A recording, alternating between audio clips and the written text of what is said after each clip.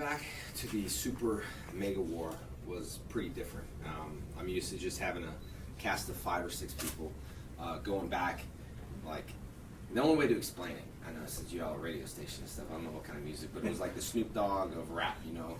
I was like the Snoop Dogg of Power Rangers, the old school Tommy legend coming back. And so when I went there, everybody I worked with, like, they grew up watching Power Rangers. So, you know, I had one shot. Like Lou was talking about his speaking role, how, you know, different it was. This was super different for me too, because all the Rangers were over on the hills and they were just spread out everywhere. And by the way, I only had the only camera crew there, so there's supposed to be like 30 camera crews, and I was the only one.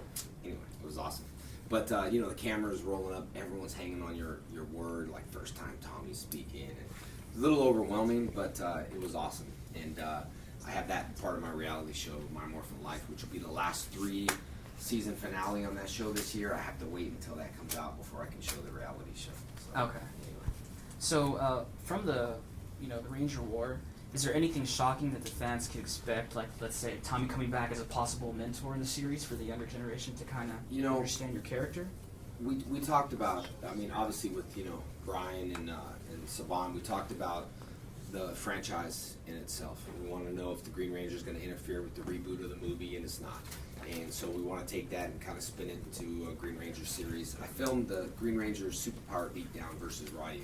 And the first time in the Super Mega Force, I did not say it's morphin time. So the fans are going to be really disappointed that no one, Dragon Zord, I did not morph. It was just helmet on, helmet off. So that was a little disappointing, but I got a chance to do that in the Superhero Beatdown, which again is Saban approved. Saban has really been great to me because I know they want to do things, as far as the movie, can't talk about it because we don't know, but obviously I have 500,000 Facebook fans and I reach 5 million fans a week, and I am the brand ambassador for Power Rangers. Like I said, I promote them everywhere I can and stuff, so we're excited about it, and we'll see what happens.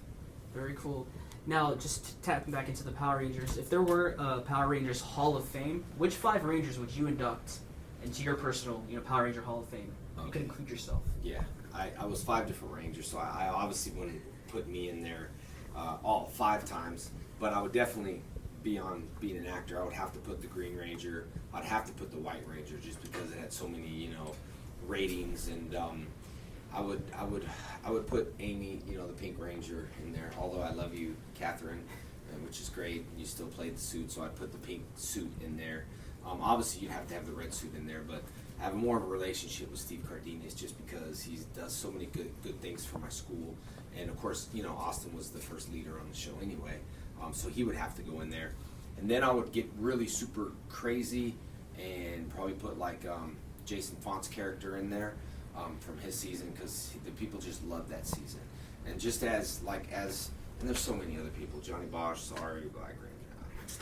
It's very hard to narrow it down to 5. Sorry I took 2 spots, but I'm saying overall on the Power Rangers history, like they did the vote your 5 for the top 5 Power Rangers, and then we had to battle each other, and so the White Ranger became one of them, and a few other Rangers from different seasons. I think it was more of a merchandising thing, but of course the red was there because original from the show. And when I started the show, I had no intentions of taking over the show. I was there for 10 episodes, and I was supposed to be in and out and do my job, and just people got real comfortable with my role and it became popular. So, and the way they branded it, they only put a certain amount of toys per box. So like if you look at Rolex, of how they branded Rolex, it was, you couldn't get it.